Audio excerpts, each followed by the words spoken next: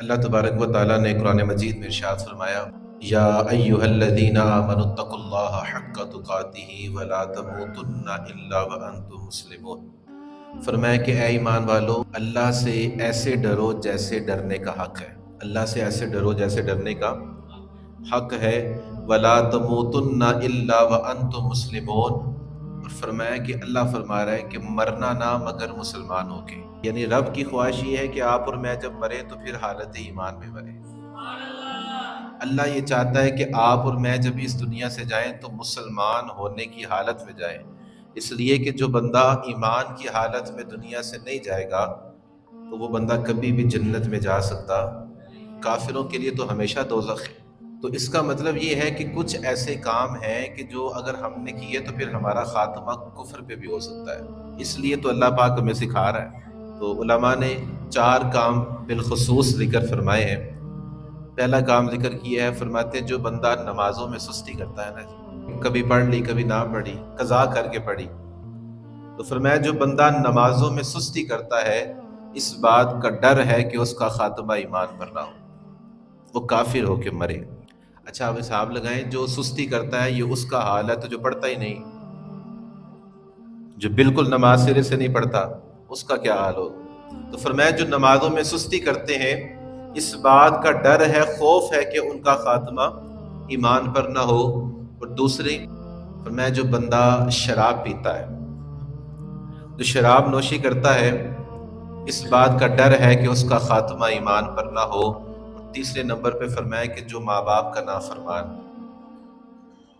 जो अपने माँ बाप का नाफरमान है, वो बंदा भी डर है कि उसका भी खात्मा ईमान पर ना हो। और चौथी बात जो हमारा आज मौजू है वो है कि जो बंदा बगैर किसी वजह के दूसरे मुसलमान को तकलीफ पहुंचाए, जो बगैर किसी वजह के उसको डराए, उस पे अपना रोब डाले, तो फरमाया कि इस बात का डर है कि वो बंदा भी कुफर पे मरेगा, वो बंदा भी काफिर होके मरेगा। हमारे यहाँ ये बात बहुत तेजी से और बड़ी जल्दी से फैलती चली जा रही है कि अब वो आपस में प्यार मोहब्बत वाला अंदाज कम हो गया है, अब जरा रोब और दबदबे वाले अंदाज आ गया है। अब एक दूसरे को जनाब डराने वाला बंदा जनाब सीधे मुंह बात ही नहीं करता, एक दूसरे के साथ तकलीफ, एक दूसरे को अपने लहजों से हम तकलीफ देते हैं, अपनी ज़बान से तकलीफ देते हैं। और अगर कोई बंदा तकलीफ महसूस कर ले और पता चल जाए कि ये महसूस कर रहा है तो फिर और देते हैं और हम उस बंदे का दिल दुखाते हैं। एक हदीस मैं आपको सुनाता हूँ, आप सुन के अंदाज़ा करें कि ये कितना बुरा काम, किसी मुसलमान को तकलीफ देना बगैर वजह की किस कदर बुरा काम है। नबी पाक सल्लल्लाहु ताला अलैहि वसल्लम ने इरशाद फरमाया, मन आज़ा मुस्लिमन फ़क़द आज़ानी। फरमाया जिसने किसी मेरे उम्मती को तकलीफ पहुंचाई ना बगैर किसी वजह के, बगैर किसी वजह को मेरी उम्मती को परेशान किया, उसने उसको नहीं किया, महबूब फरमाते उसने मुझे तकलीफ पहुंचाई है। फ़क़द आज़ानी, उसने मुझे तकलीफ पहुंचाई है। और महबूब फरमान लगे, वमन आज़ानी फ़क़द आज़ल्लाह, और जिसने मुझे तकलीफ पहुंचाई है वो समझे मैंने अपने रब को तकलीफ पहुंचाई है। और फिर कुरान पाक पढ़ें आप 22वां पारा, अल्लाह इरशाद फरमाता है, इन्नल्लज़ीना युज़ूनल्लाह व रसूलहू लअनहुमुल्लाहु फिद दुनिया वल आखिरह। फरमाया वो लोग जो अल्लाह और उसके रसूल को तकलीफ देते हैं, दुनिया में भी उन पर लानत है और आखिरत में भी उन पर लानत। व अअद्द लहुम अज़ाबन मुहीना, और फरमाया हमने उनके लिए सिर्फ अजाब नहीं, रुसवाई वाला अजाब तैयार किया हुआ है। जो अल्लाह और उसके रसूल को तकलीफ देते हैं, दुनिया में भी लानत है, आखिरत में भी लानत है, उनके लिए रुसवाई वाला अजाब। और महबूब फरमाते मुझे तकलीफ होती है जब तुम मेरे उम्मती को तकलीफ पहुंचाते हो, जब तुम बगैर किसी वजह के उसके साथ बुराई करते हो, उसके साथ ज्यादती करते हो, तकलीफ पहुंचाते हो, तो मुझे तकलीफ पहुंचती है तुम्हारे इस अमल से। और हजरत सैयदना फुज़ैल रहमतुल्लाह अलैह इरशाद फरमाते हैं कि बिला वजह कुत्ते को तकलीफ देना भी गुनाह है, बिला वजह कुत्ते को तकलीफ देना भी जुर्म है, गुनाह है। बिला वजह खिंजीर को, सूअर को तकलीफ देना भी गुनाह है। तो फरमाने लगे वो बंदा फिर कितना बदनसीब है जो बगैर किसी वजह के हुजूर की उम्मतियों को तकलीफ दे रहा है। यहाँ पर हमारा इस्लाम इतना खूबसूरत है कि कुत्ते को भी बगैर वजह के मारने की इजाज़त नहीं। हमारा मजहब इतना खूबसूरत है कि खिंजीर जो नजिसुल ऐन है اس کو بھی بغیر وجہ کے تکلیف دینے کی اجازت نہیں ہے، تو پھر اس بندے سے اللہ کتنا ناراض ہوتا ہوگا جو حضور کے امتیوں کو تکلیف پہنچاتا ہے، جو بغیر وجہ کے لوگوں کو ڈراتا ہے اور تکلیف پہنچاتا ہے، انہیں اذیت دیتا ہے۔ حضور علیہ السلام جو میں نے آپ کو حدیث سنائی ہے، اگر آپ عشق والے انداز میں سے غور کریں نا اس کے اوپر، تو دیکھیں نبی پاک ہم سے کتنا پیار کرتے ہیں۔ حضور علیہ السلام نے ہمیں کتنی عزت عطا فرمائی، فرمایا میرے مسلمان کو میرے کسی امتی کو تکلیف نہ دینا، تم اسے تکلیف دیتے ہو تو پر ہوتی تکلیف مجھے ہے۔ یہ انداز، یہ الفاظ حضور کے بتاتے ہیں کہ حضور چاہتے ہیں کہ ہم ایک دوسرے کا ادب کریں۔ حضور یہ چاہتے ہیں کہ ہم ایک دوسرے کا ادب کریں، ایک دوسرے کے ساتھ پیار محبت والے انداز میں رہیں، تکلیف اور اذیت دینے والے انداز میں نہ رہیں، وگرنہ پھر حضور نے بتایا ہے کہ کیا انداز ہونا ہے۔ اور حضرت ابو حازم رحمۃ اللہ علیہ، ایک اور مسئلہ یہ ہے، بس اوقات ایسا ہوتا ہے کہ ہمارا اپنے گھر والوں کے ساتھ کیا انداز ہے۔ گھر والوں کے ساتھ انداز یہ ہے کہ جب گھر جانا ہے تو پھر سارے ڈر جائیں۔ اب تو اس انداز کو بتکلف اپنایا جاتا ہے کہ میرا ذرا گھر میں روب ہونا چاہیے، میرا ذرا گھر میں دبدبا ہونا چاہیے، بچے کھیل رہے ہو ابا جی آ جائیں تو وہ ڈر جائیں، وہ آگے پیچھے ہو جائیں، وہ ذرا سائڈ پہ ہو جائیں۔ سنیں حدیث نبی پاک صلی اللہ تعالی علیہ وآلہ وسلم نے ارشاد فرمایا، سب سے بڑا بد اخلاق، سب سے بڑا بد اخلاق وہ ہے کہ جب وہ اپنے گھر میں جائے تو اس کے گھر والے خوشی سے ایک دوسرے کے ساتھ ہنس کے باتیں کر رہے ہوں، پر جب وہ جائے تو سارے بھاگ جائیں۔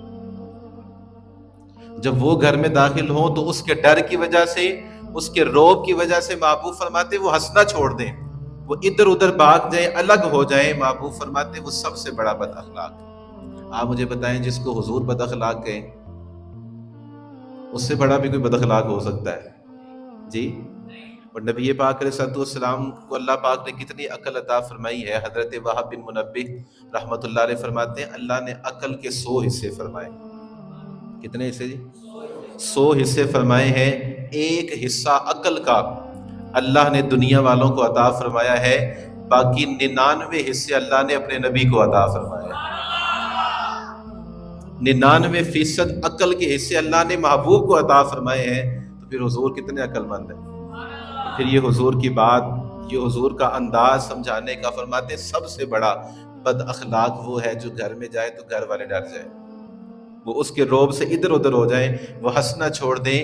پتہ یہ چلا محبوب یہ چاہتے ہیں کہ جب آپ گھر میں جائیں تو پھر بچے آپ کے پاس بیٹھے آگے، وہ آپ کو دیکھ کے اور خوش ہو جائیں۔ بچے باہر جگہ نہ ڈھونڈیں بات کرنے کی، اپنے دل کی بات کرنے کی، اپنا بوجھ ہلکا کرنے کی، وہ باہر جگہ نہ ڈھونڈیں کہ یار وہ میرا فلانا دوست ہے میں اس سے جا کے بات کرتا ہوں، شاید میری پریشانی ختم ہو جائے۔ اس کو جب پریشانی ہو تو وہ ابا جی کو کہے جی آپ بیٹھے میرے پاس، وہ اپنے گھر والوں کے پاس بیٹھے، ان کے ساتھ اپنی پریشانیاں شیئر کرے، وہ باہر رستے تلاش نہ کرے۔ تو حضور علیہ السلام نے فرمایا سب سے بڑا بد اخلاق، اگر تصویر کا دوسرا رخ دیکھیں تو سب سے بڑا خوش اخلاق کون ہے؟ اسی حدیث کو سامنے رکھتے ہوئے اگر تصویر کا ذرا دوسرا رخ دیکھیں تو سب سے بڑا خوش اخلاق وہ ہے جو اپنے گھر والوں کے ساتھ اچھا ہے، جو اپنے گھر والوں کے ساتھ اچھا سلوک کرتا ہے، بلا وجہ انہیں تکلیف نہیں دیتا۔ بلا وجہ تکلیف دینا، بلا وجہ کسی کو اذیت پہنچانا۔ نبی پاک علیہ السلام ارشاد فرماتے ہیں جس طرح سمندر کے کنارے ہیں نا، اسی طرح جہنم کے بھی کنارے ہیں۔ جس طرح سمندر کے کنارے ہیں اسی طرح جہنم کے بھی کنارے ہیں۔ اور فرمایا کہ جہنم کے کناروں پر اتنے بڑے سانپ ہیں جتنا بڑا یہ اونٹ ہوتا ہے نا، اتنے بڑے سانپ ہیں۔ اور فرمایا جتنا یہ گدھا ہوتا ہے، خچر جتنا بڑا ہوتا ہے، اتنے بڑے وہاں پر بچھو ہیں۔ اور محبوب فرمانے لگے جب جہنمی جہنم کے عذاب سے بچنے کے لیے وہ جہنم کے کنارے کی طرف آئیں گے تو یہ ان کے چہروں سے پکڑ کے واپس بھیجیں گے، یہ سانپ اور بچھو ان کے چہروں سے پکڑ کر جہنم میں واپس بھیجیں گے، اور پھر اللہ ان پر خارش کا عذاب مسلط کرے گا۔ حضور فرماتے ہیں وہ اتنی خارش کریں گے، اتنی خارش کریں گے کہ جسم کے اوپر سے گوشت ختم ہو کر ہڈیاں نظر آنے لگ جائیں گی۔ اور پھر فرشتے ان سے پوچھیں گے بتاؤ تکلیف ہو رہی ہے، بتاؤ اذیت ہو رہی ہے؟ وہ کہیں گے ہاں بڑی تکلیف ہو رہی ہے۔ تو فرشتے کہیں گے تم دنیا میں لوگوں کو تکلیف نہیں دیتے تھے، تم دنیا میں لوگوں کو پریشان نہیں کرتے تھے، یہ اب اس عذاب کا مزہ جو اللہ تعالیٰ نے تمہیں عطا فرمایا ہے۔ اور پھر سب سے بڑا مفلس کون ہے، سب سے بڑا غریب کون ہے؟ حضور نے صحابہ سے پوچھا بتاؤ بھائی سب سے بڑا مفلس کون ہے؟ تو صحابہ کہنے لگے اللہ نے آپ کو زیادہ علم عطا فرمایا ہے، اللہ نے آپ کو زیادہ علم عطا فرمایا، محبوب آپ بتائیں کون ہے؟ حضور فرمانے لگے سب سے بڑا مفلس وہ ہے، حضور نے مثال دی، ایک بندہ قیامت والے دن آئے گا اللہ کی بارگاہ میں، بڑی نیکیاں اس کے پاس، حضور فرماتے ہیں بڑی نمازیں ہیں اس کے پاس، بڑے روزے ہیں اس کے پاس، بڑی نیکیاں لے کر خوش ہو کر وہ آیا ہے کہ جناب میرے پاس تو نیکیاں بڑی ہیں۔ اللہ فرماتا ہے جب وہ اللہ کے محبوب فرماتے ہیں جب وہ اللہ کے سامنے کھڑا ہوگا نا جی، تو وہ بندے بھی آ جائیں گے جن کے ساتھ اس نے زیادتی کی ہوگی، وہ بندہ بھی آ جائے گا جس کے ساتھ اس نے ظلم کیا ہوگا، اس نے تکلیف پہنچائی ہوگی، ناحق کسی کا مال کھایا ہوگا، وہ سارے اللہ کی بارگاہ میں آ جائیں گے اور عرض کریں گے یا اللہ اس نے میرے ساتھ یہ ظلم کیا تھا، اس نے دنیا میں مجھے یہ تکلیف پہنچائی تھی۔ محبوب فرماتے ہیں اللہ اس کی نیکیاں اس کے بندوں کو دے گا، جو کھڑے ہوں گے نا اپنا حق لینے کے لیے، اللہ اس کی نیکیاں انہیں دے دے گا۔ اور اب یہ حال ہے، حضور فرماتے ہیں اب یہ حال ہے کہ نیکی کوئی بھی پاس نہیں ہے، بندے ابھی بھی کھڑے ہیں، نیکی کوئی بھی پاس نہیں، اب نیکیاں بھی ختم ہو گئی، بندے ابھی بھی کھڑے ہیں یا اللہ ہمارا حق لے کر دے۔ تو حضور فرماتے ہیں اب اللہ ان کے گناہ بھی اس کے سر ڈال دے گا، اللہ ان کے گناہ بھی اس کے سر میں ڈال دے گا۔ وہ بندہ جو اتنی نیکیاں لے کر آیا تھا، فرمایا وہ اتنے گناہ لے کے اللہ اس کو جہنم میں پھینک دے گا، فرمایا یہ سب سے بڑا مفلس ہے۔ آپ اور میں یہ غور کریں قیامت والے دن اگر یہ واقعہ ہمارے ساتھ ہو جائے، میرے ساتھ یہ واقعہ ہو جائے، آپ کے ساتھ یہ واقعہ ہو جائے، جتنی نیکیاں وہ لے جائیں جن کے ساتھ ظلم کیا ہے، جتنی نیکیاں ہیں وہ لے جائیں جن کو تکلیف پہنچائی ہے، جن کا ناحق مال کھایا ہے، وہ آ کر اللہ کی بارگاہ میں مطالبہ کر جائیں اور ان کے گناہ بھی ہمارے سر پہ پڑ جائیں، تو پھر بتائیں آپ کا اور میرا کیا بنے گا؟ اس لیے زندگی اس انداز سے گزاریں کہ کسی کے لیے تکلیف کا سبب نہ بنے، کسی کے لیے پریشانی کا سبب نہ بنے، کسی کو آپ اذیت نہ دیں۔ آپ کیا سمجھتے ہیں جس کو آپ تکلیف دے رہے ہیں اس کا رب کوئی نہیں، اس کا کوئی سہارا نہیں ہے، بظاہر دنیا دار کوئی اس کے ساتھ نہیں ہے، وہ اکیلا ہے، آپ اس کو دبا رہے ہیں، آپ اس کو تکلیف دے رہے ہیں۔ اس نے اگر اللہ کی بارگاہ میں ہاتھ اٹھا دیے یا اللہ یہ تیرا بندہ مجھے بڑی تکلیف دے رہا ہے، تو یاد رکھیے گا ساری پاوریں ایک طرف ہیں اور میرے رب کا کمال ایک طرف ہے۔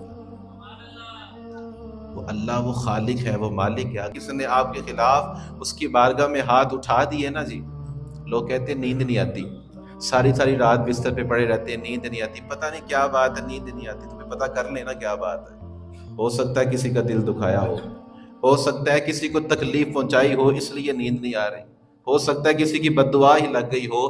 تو زندگی اس انداز میں گزارے کہ ہمارے لیے بد دعا نہ کر دے اللہ کی بارگاہ میں، یا اللہ یہ بندہ تنگ کر رہا ہے، اللہ اس نے مجھے بلا وجہ بڑی تکلیف پہنچائی ہے، وگرنہ ان بطش ربک لشدید، رب کی پکڑ بڑی سخت ہے۔ کسی کو کمزور نہ سمجھیں، اگرچہ دنیا دار کا کوئی سہارا اس کے پاس نہیں ہے، پر وہ ہے تو رب کا بندہ ہے، جس نے ہمیں پالا ہے، جس نے ہمیں پیدا کیا ہے، اسی نے تو اس کو بھی پیدا کیا ہے، اس کا بھی تو رب ہے، اس کا بھی تو کوئی سہارا ہے۔ اس نے اگر بد دعا کر دی تو پھر کیا بنے گا؟ کسی کے لیے بھی تکلیف کا ذریعہ نہ بنے۔ ہماری طرف سے کسی کو ملے تو پھر سکھ ملے اس کو، ہماری طرف سے اگر کسی کو ملے، ہماری ذات کی وجہ سے اگر کسی کو ملے تو پھر آپ دیکھیں نا نبی پاک نے کس طرح زندگی گزاری، حضور نے پیار کیا، محبت کی ہے، فتح مکہ ہوئی نا جی، تو یہ کافر جتنے بھی تھے یہ ڈرے ہوئے تھے سارے، یہ کہنے لگے جی اب تو مکہ فتح ہو گیا ہے، اب تو ان کی حکومت آ گئی ہے، اب یہ ہمارا کیا حال کریں گے؟ کافر ڈرے ہوئے تھے اس لیے کہ انہوں نے نبی پاک پہ کتنا ظلم کیا، حضور کے صحابہ کے ساتھ کافروں نے کیا سلوک کیا ہے۔ حضرت ابو بکر صدیق رضی اللہ تعالیٰ عنہ کو اتنا مارا تھا کہ آپ کا چہرہ بھی پہچان میں نہیں آ رہا تھا۔ نبی پاک علیہ الصلوۃ والسلام کو مارتے تھے، پتھر مارتے تھے، حضور علیہ الصلوۃ والسلام کے مبارک جوتے خون سے بھر جاتے تھے، اتنا ظلم کیا۔ اب جب فتح مکہ ہوئی تو یہ کافر بڑے پریشان تھے، یہ کہنے لگے جی اب انہوں نے ہمارے ساتھ کیا کرنا ہے، اب تو حکومت ان کی آ گئی۔ یہ بڑے پریشان ڈرے ہوئے تھے۔ محبوب پاک نے خطبہ دیا اور حضور فرمانے لگے کچھ بھی نہیں کرنا، بس معاف کرنا ہے۔ حضور نے فرمایا نہیں کچھ بھی نہیں کرنا، بس معاف کرنا ہے۔ حضور نے معاف کیا۔ یہ انداز محبوب کا ہے کہ اگر کوئی پتھر بھی مارتا ہے تو محبوب تب بھی دعائیں ارشاد فرما رہے ہیں، اور یہ تعلیم امت کے لیے ہے، یہ امت کو سمجھانے کے لیے، وگرنہ آپ بتائیں پتھر کی کیا اوقات ہے محبوب کو لگ جائے آگے؟ پتھروں کو نہیں پتا یہ اللہ کے محبوب ہیں، وہ اگر جھک کر سلام کر سکتے ہیں تو انہیں نہیں پتا کہ نہیں جانا ان کے پاس. لیکن یہ سارا کچھ تعلیم امت کے لیے کیا، امت کو یہ سکھانے کے لیے کہ اگر کوئی آپ کے ساتھ زیادتی کر جائے تو پھر برداشت کر لینا. حضور فرماتے ہیں میں نے بھی برداشت کیا ہے. اگر کوئی تمہیں تکلیف پہنچائے تو تم نے صبر کرنا ہے، برداشت کرنی. کسی کے لیے تم نے تکلیف کا باعث نہیں بننا. اگر اس نے اللہ کی بارگاہ میں ہاتھ اٹھا دیے تو مظلوم کی دعا پھر ڈائریکٹ رب تک جاتی ہے، اس میں کوئی پردہ نہیں ہے. اور پھر ڈرانے کے طریقے، ایک طریقہ جو ڈرانے جانے والا ہے وہ کیا ہے جی؟ بلا وجہ گھور کے دیکھنا. بلا وجہ کسی کو ایسے ہی ڈرانے کے لیے، دھمکانے کے لیے، اپنا روب بٹھانے کے لیے کسی کو گھور کے دیکھنا. سنے حدیث نبی پاک صلی اللہ تعالی علیہ وآلہ وسلم ارشاد فرماتے جس نے کسی مسلمان کو بغیر کسی وجہ کے گھور کے دیکھا، اس کو ڈرانے کے لیے گھور کے دیکھا، فرمایا یہ وہ اس کو ڈرا رہا ہے، اب اللہ قیامت میں اس کو ڈرائے گا. اگر اگلے بندے کی غلطی ہو تو پھر اسے گھور بھی سکتے ہیں، بالکل منع نہیں. اگر وہ غلط کر رہا ہے تو گھورنے کی اجازت ہے بغیر کسی وجہ کے. بغیر کسی وجہ سے آپ اگر گھور رہے ہیں، اس کو ڈرا رہے ہیں ڈرانے کی نیت سے، تو محبوب فرماتے ہیں آپ اس کو ڈرا رہے ہیں، اللہ قیامت والے دن آپ کو ڈرائے گا. اور مفتی احمد یار خان نعیمی رحمۃ اللہ علیہ اس کی شرح بیان کرتے ہوئے آپ فرماتے ہیں ذرا حساب لگائیں، جو بندوں کو ڈرا رہا ہے اللہ قیامت میں اس کو ڈرائے گا، تو جو بندوں کے ساتھ پیار کرے، جی جو بندوں کے ساتھ پیار کرے، ان سے محبت کرے، محبت والی نظروں سے انہیں دیکھے، تو پھر دیکھیں اللہ قیامت میں اس پہ بھی پیار فرمائے گا، اللہ قیامت میں اس پر بھی اپنی محبت نازل فرمائے گا. تو بغیر کسی وجہ کے. اور دوسری بات جو سب سے زیادہ تکلیف کا سبب بنتی ہے وہ یہ ہے کہ کسی مسلمان پر نیکی کر کے اس کو باتیں سنانا، احسان کر کے جتلانا. یقین کریں آپ جب کسی پہ احسان کر کے اس کو باتیں سناتے ہیں نا جی، تو وہ بندہ وہ اندر تک ٹوٹ جاتا ہے کہ یار تو نے نیکی اس لیے کی تھی میرے ساتھ. ہمارا حال یہ ہے کہ جب ہم نیکی کرتے ہیں تو پھر ہم یہ کہتے ہیں کہ اب یہ بندہ غلط بات پہ بھی کہے تو ٹھیک ہے، وہ ہماری غلطی پر بھی ہمارا ساتھ دے. جب ہم کسی کے ساتھ احسان کر دیتے ہیں تو پھر اب ہم یہ کہتے ہیں کہ یار یہ بندہ غلام ہی رہے میرا، یہ اب میرے آگے زبان نہ چلائے، میرے آگے کوئی بات نہ کرے. اگر وہ بات کر گیا پھر باتیں شروع. اگر اس نے کچھ کہہ دیا آپ کو، آپ کی غلط بات پہ روک دیا، ٹوک دیا، تو پھر کہتے ہیں کہ تیرے گھر تو مہینے کا راشن بھی نہیں تھا، وہ بھی میں نے ڈلوایا ہے. تیرے گھر مہینے کا راشن میں نے ڈلوایا تو مجھے باتیں سنا رہا ہے، مجھے زبان دکھا رہا ہے اپنی. جناب تیری تو بیٹی کی شادی تھی، تیرے پاس پیسے نہیں تھے، میں نے شادی کروائی تیری بیٹی کی.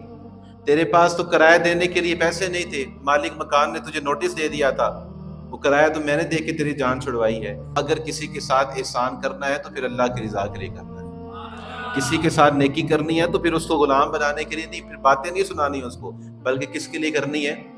اللہ کی رضا کے لیے کرنی ہے. جب آپ اللہ کی رضا کے لیے اس کے بندوں پر احسان کریں گے تو وہ قیامت والے دن آپ پہ احسان فرمائے گا. لیکن اگر آپ اس کو باتیں سنائیں گے، نیکی کر کے دریا میں ڈال دیں گے، تو پھر سنیں حدیث نبی پاک. یہ بار بار آپ کو حدیث سنانے کا ایک مقصد یہ بھی ہے کہ ہمیں ذرا احساس ہو کہ حضور ہمیں ہر چیز سکھا کر گئے.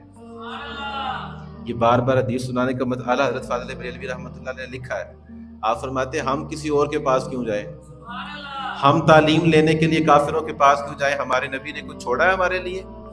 فرمایا جب بچہ پیدا ہوتا ہے تب سے لے کر قبر تک، اور قبر میں بھی جو سوال ہونے ہیں وہ بھی محبوب بتا کر گئے. زندگی کے ہر موڑ پہ حضور نے ہماری رہنمائی فرمائی ہے، تو پھر ہم غیروں کے پاس کیوں جائیں؟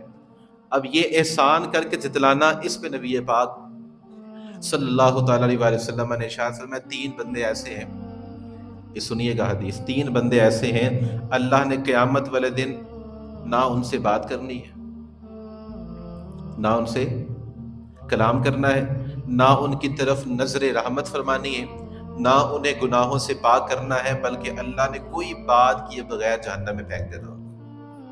یہ حضور فرما رہے، سچے نبی کا سچا فرمان. ہر بندے کی بات میں شک ہو سکتا ہے، محبوب کی بات میں شک نہیں ہو سکتا. حضور علیہ الصلوۃ والسلام نے ارشاد فرمایا 3 بندے ایسے ہیں اللہ نے ان پر نگاہ رحمت بھی نہیں فرمانی قیامت میں، ان کے ساتھ کلام بھی نہیں فرمانا، انہیں گناہوں سے پاک بھی نہیں کرنا، اللہ نے انہیں بغیر بات کیے جہنم میں پھینک دینا ہے. پہلے نمبر پہ حضور فرمانے کہ جھوٹی قسمیں اٹھا کر مال بیچنے والا، جھوٹی قسمیں اٹھا کر مال بیچنے والا. دوسرے نمبر پہ حضور فرمانے لگے ماں باپ کا نافرمان.